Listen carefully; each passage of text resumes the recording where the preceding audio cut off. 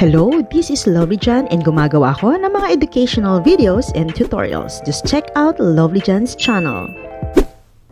Hello guys, Lovely Jan here and you're watching Lovely Jan Vlogs. So for today's video guys, ipag-usapan natin kung paano kumita gamit ang ating YouTube channel kahit hindi pa tayo monetize ni YouTube. Yes, kung tatanungin nyo kung pwede bang kumita sa YouTube kahit hindi pa monetize, ang sagot ko ay big yes. Y-E-S. Yes. Ito ay sa pamamagitan ng affiliate program.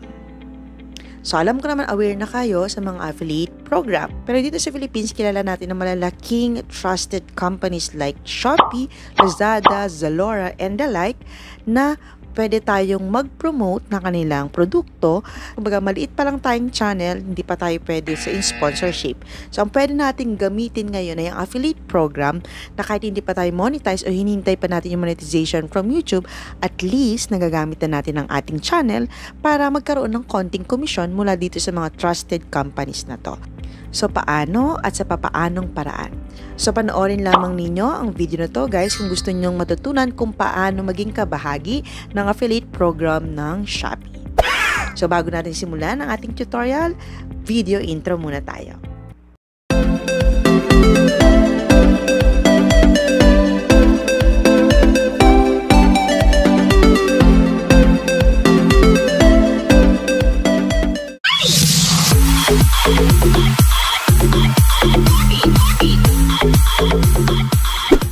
So yun nga guys, tulad ng sinabi ko sa inyo, tatalakayin natin about Shopee Affiliate Program. Dito sa Philippines, kilala natin ng Shopee. So there are 4 steps para maging affiliate partner tayo sa Shopee. Step 1. Shopee Affiliate Sign Up. Create your publisher's account on Involve Asia's website. So, nandito na tayo sa browser natin guys. So, ang gagawin lang natin, itatype natin dito sa ating browser, dito guys. So, itatype natin yung involveasia.com. So, lumabas na dyan guys. Then, click enter. So, as you can see guys, napunta tayo sa kanilang interface.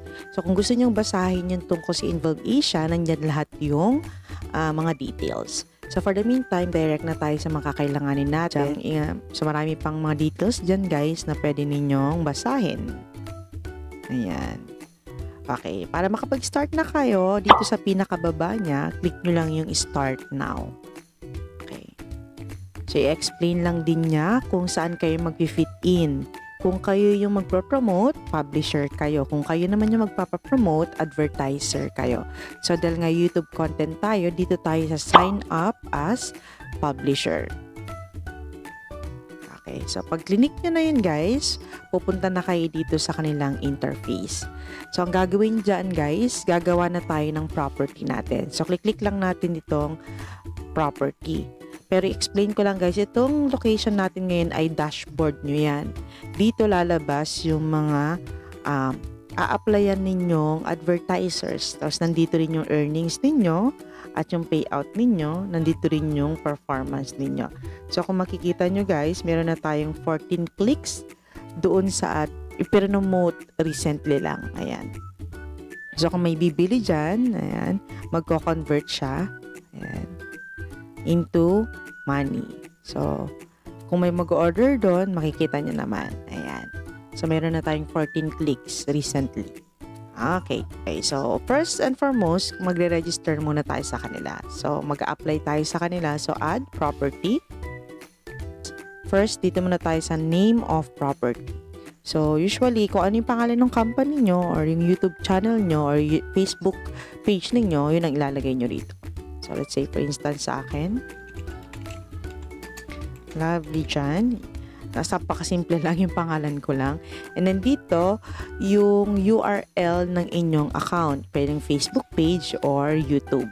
So, pupunta lang tayo sa ating account. Halimbawa sa YouTube ko. Ayan. So, itong nasa taas ng YouTube ko, ayan. Ayan ang i-right click ko, then i-copy ko. Then, babalik tayo doon. Then, right click, then paste. Ayan. Kung sa Facebook naman, pwede din. Punta kayo sa Facebook page nyo. Click lang ninyo yung Facebook page nyo.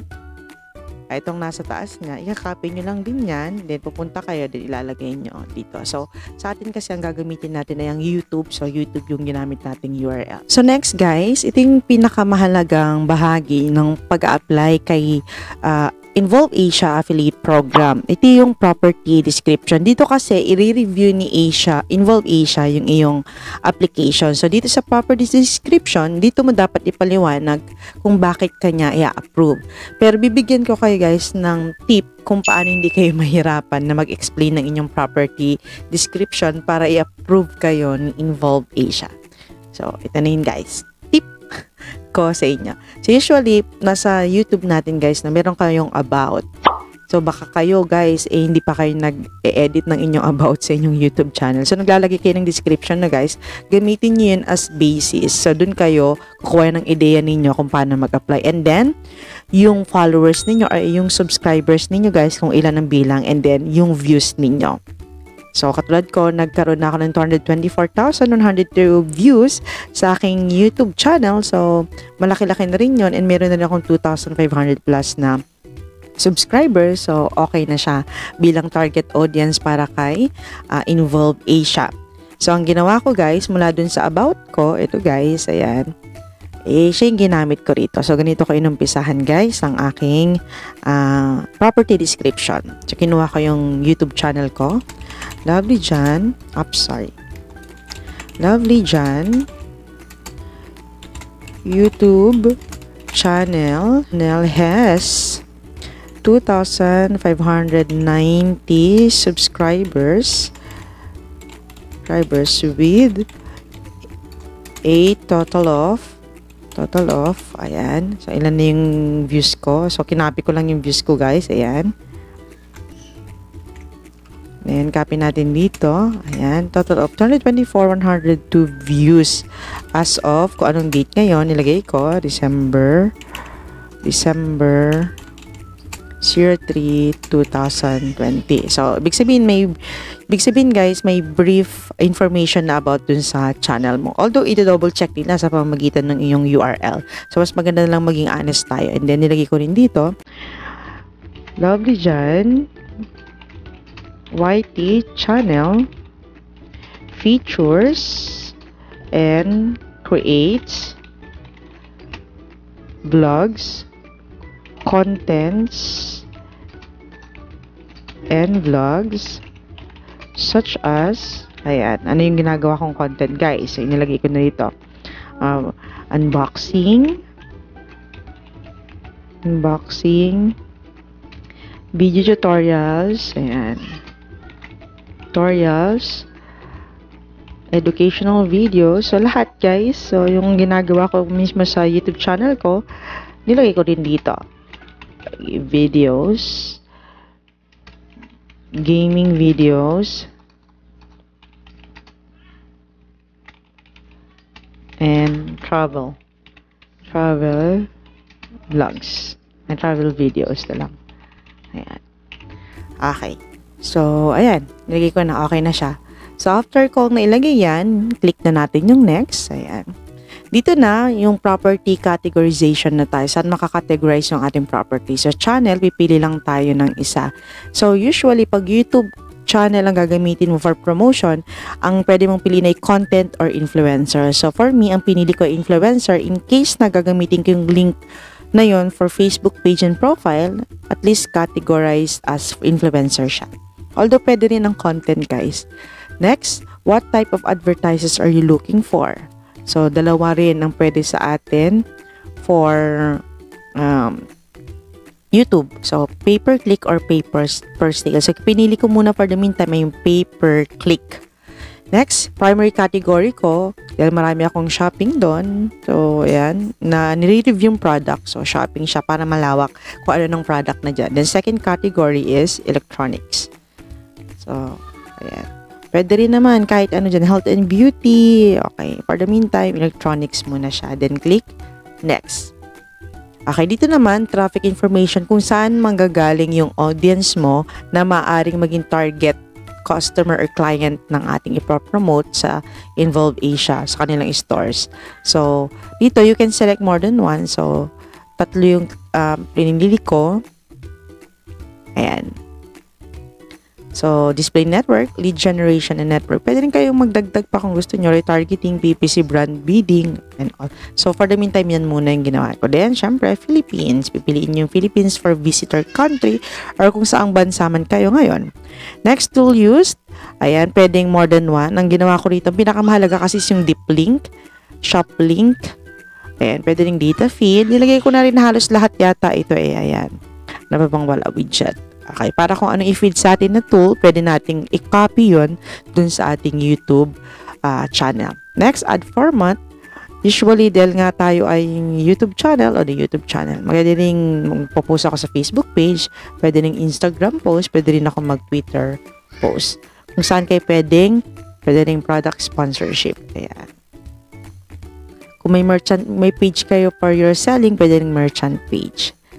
Okay, then click next. Ayan. So, sa last part guys, tatanungin kayo for premium inventory kung yes or no. Since nagsisimula pa lang tayo, click nyo muna yung no. And then afterwards, you can click save. So, ganun lang kadali. And then later on guys, maghihintay tayo ng reply.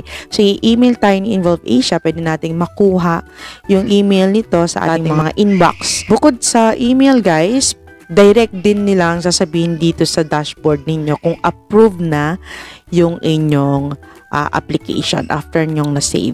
So, after nyong na-sign up lahat guys at na-save, i-email kayo ni Involve Asia kung approved na ang inyong application. Ito ay sa loob ng 24 to 48 hours para po ma-review nila ng maigi yung inyong application. Okay, once approved kayo, may makikita kayo dito sa itaas na bahagi ng inyong dashboard na good news, your property Lovely Jan M. Garden has been approved. You can start promoting offers and campaigns. Step 2. Familiarize your dashboard. Okay, so this time, check nyo rin yung reports. Mayroon yung performance. I-report nyo yung naging performance nitong yung affiliate dashboard. Andyan din yung advertisers and advertiser directory. Pwede nyo i-check yan. Tapos, kung ano yung kailangan yung link, nandito yung payment, kung paano yung payment, yung paano magsiset ng payment natin bago tayo pumunta sa application natin sa mga stores nila. Kailangan i-update natin yung ating information. So, dun sa pagka-register natin, lalabas na dito. So, dito kasi kailangan natin i-update yung information natin kasi nandito yung payment setting. So, pupunta tayo dito sa Lovely Jan, click natin yan, o itapat lang natin yung arrow natin dyan, then account settings. So, as you can see, mapupunta tayo dito sa account information natin na nung nag-register tayo ay nag-appear naman yung name natin. So, update natin siya, limbawa company name. So, yung ginagamit natin sa YouTube channel natin, yun na siya. Then, preferred currency, pwede kang eto, usually USD naman ginagamit natin, yun ang kilala natin. Then, update din natin yung phone number natin, CP number, then yung company address, or kahit yung address na ninyo. Then, kung mayroon kayong ikalawang address na pwede ninyong maging reference, lagay na rin ninyo. So, city, ayan, zip code, ilagay lang ninyo. And then, province, region, state is province, Isabela. Lagay nyo. And then, country, Philippines. Ayan. So, syempre, primary category, yung pinili natin kanina is influencer. Okay. Next, sa users. Okay. Pag-click natin yung users, lalabas dyan yung nilagay nating email, yung first name natin, yung apelyido natin. Okay. Next. Okay na yan. Kung gusto nyo magdagdag ng another user, kung meron kayong another email dyan, pwedeng ilagay nyo din. So, ako isa lang muna. Next, website or property. Guys, dito sa website property, nandito yung mga property name na niregister natin or in-add natin na pina-approve natin. Okay, dito sa payment settings, guys, so may dalawang method na pwede mong pagpilian kung saan ka pwedeng bayaran. So, ipadala yung bayad mo or yung commission mo. So, PayPal and wire transfer. Sa PayPal, ayan lang. Lalagay ninyo guys yung beneficiary name nyo, yung ginagamit nyo sa PayPal nyo, yung email ninyo for your PayPal. Tapos, preferred currency, wala namang options. So, yan na yon. Ayan. Okay, then allow transfer for legal businesses and transactions, pwede rin kayo maglagay dyan. The other one is wire transfer. So pag nilagay niyo yung wire transfer, may mga kakailanganin dyan. Ito yung mga bank details ninyo. Ayan, so ang pinili ko muna dito ay yung PayPal. So ayan, so pag ready na, set na, save changes. So ayan guys, updated na lahat ng ating account and payment settings. So all you have to do is promote now. Step 3. Apply for Shopee Affiliate Program.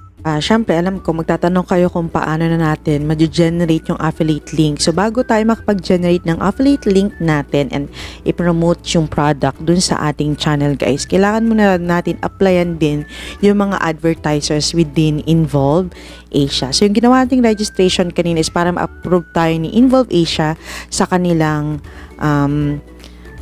platform. Ngayon naman, a-apply tayo dun sa mga stores under Involve Asia. So, ang gagawin lang ninyo guys, click niyo yung dashboard. Pagkapunta niyo ng dashboard, dito sa search, ayan guys, so nasa dashboard tayo, so control I natin.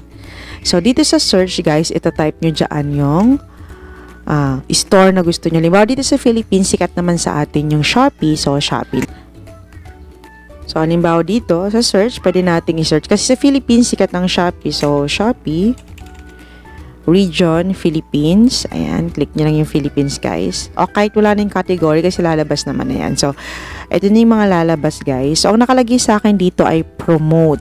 So, promote na siya, hindi na siya apply kasi approved na ako ni Shopee. So, hanap na lang tayo ng ibang store. Halimbawa, Zalora tayo. So, Zalora tayo, guys. Zalora store. Ayan. Then, region is Philippines pa rin. Ayan. Ayun. So, ayan. Hindi pa ako nag-apply kay Zalora kasi Shopee and Lazada yung inuna ko, guys. So, try natin dito kay Zalora. So, click muna natin yung link. Ayan. So, lalabas. So, for the meantime, muna, no? Okay. Ayan. So, ito yung link ni Zalora. Nandiyan yung details at kung magkano yung commission na makukuha mo sa kanya. So, active na active si Zalora sa pagbibigay ng commission at may score information siya na 60% at 2.31% conversion rate. Ayan. 76.7 approval rate. So, pwede nyo basahin yung description, no guys. Ayan. Default commission is 4%. Ayan. Bahala na kayo magbasa. So, yun yung details sa kanya. So, kilala naman natin. So, pwede nating applyan. So, click natin yung apply. Okay. So, ito na. Pag mag-apply tayo, ipaprovide na naman natin yung kailangan na details. So, first, please provide your email that is registered with Involve. So, ilagay natin yung email natin. Ayan. Where do you plan to promote Zalora? So, ilagay ninyo kung saan nyo promote. YouTube channel, Facebook page, and then Facebook profile. Okay, dyan muna natin. Ayan. Next, please specify your website. So, tulad ng ginawa natin kanina, pupunta naman tayo sa ating channel. Then, kukopy natin yung link. Ayan.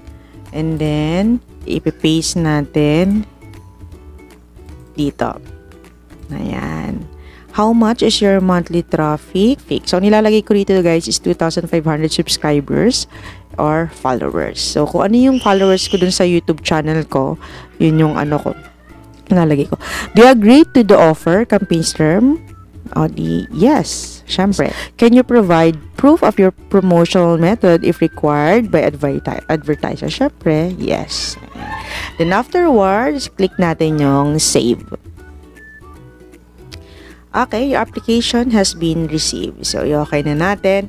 Hihintayin na natin ngayon na i-approve niya. So, makikita nyo po dito sa notification ninyo kung approve na kayo. Halimbawa dito, your application for Shopee PH has been approved 23 minutes ago. Ayan. Actually, itong aking Involve Asia account, matagal ko na itong nakuha. So, nag-reactivate lang ako this year. Kaya kung makikita nyo, madami ditong offers. Pero in-off ko kasi siya noon. So, nag-apply ako ulit. Ayan. So, ito yung re-apply ko. Bago ko lang re-apply for Shopee. So, approve na siya agad. So, ginamit ko lang yung mga details na pinapakita ko ngayon sa inyo para ma-approve ako agad. So, later on, makikita nyo rin mamaya na magno-notify sa inyo si Zalora kung approve na kayo. So, ganun mag-apply sa mga stores dito kay Involve Asia. Step 4. Get your affiliate links. So ngayon guys, kung gusto niyo nang mag-promote, approve na kayo sa mga in-applyan ninyong stores dito sa Involve Asia, pupunta lang kayo dito sa partner, click nyo lang yung My Advertisers. At ngayon mapupunta na kayo dito sa mga listahan ng advertisers ninyo. So ito yung makikita nyo, ito yung mga approved ng stores na in-applyan ko. So ang mga sikat dito sa Philippines, itong Lazada and Shopee. So halimbawa sa Shopee, kasi last time may order ako from Shopee, ayan, i-click natin ngayon, ayan. So ito yung details about kung magkano yung makukuha niya per product, depende sa uri ng product, ayan. At kung ano yung flow niya. Okay, kung ready na kayo mag-promote, click natin yung promote. So may lalabas na ganyan. So pipiliin niyo yung property ninyo. Ayan, lovely dyan. And then dito tayo mag-generate ng link. Pupuntahan natin yung item na yun doon sa Shopee PH mismo. So halimbawa nandito na tayo sa ating Shopee account. At ito na rin yung product guys na recently ko in-order. Ayan. So yung link ng product ay nasa itaas. Ika-copy lang natin yan. Then babalik tayo doon kay Shopee dito sa Involve Asia, then ipe-paste natin dito. So, mahaba yan, magiging maiksi lang yan once na generate natin. Doon sa generated link, dito napapasok ngayon yung commission natin. Ano guys? Ayan. So, ika-copy natin yung link. And then, pupunta tayo dun sa aking video kung saan nire-product review ko siya. Ayan. Then, ipe-paste dito yung link na pwede nilang pagbilhan. So, pwede nyong lagyan dyan, guys, ng details. Halimbawa na lang, check natin.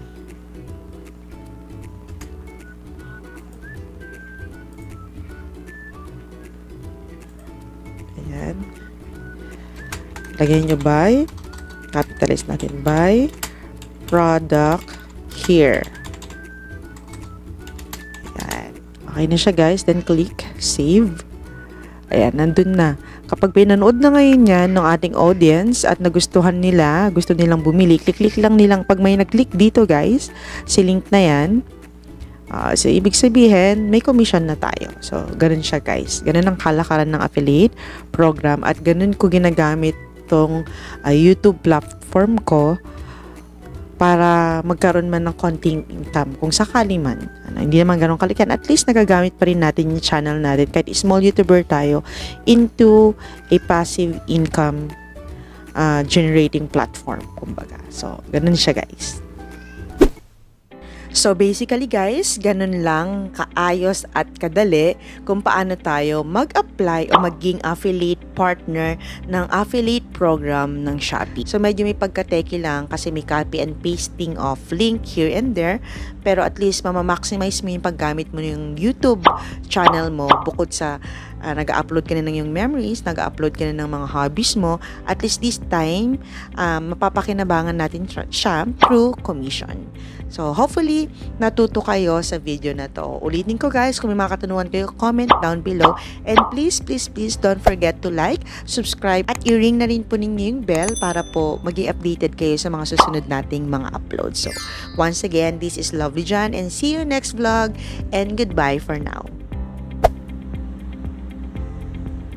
Hello, this is Lovely Jan and gumagawa ako ng mga educational videos and tutorials. Just check out Lovely Jan's channel.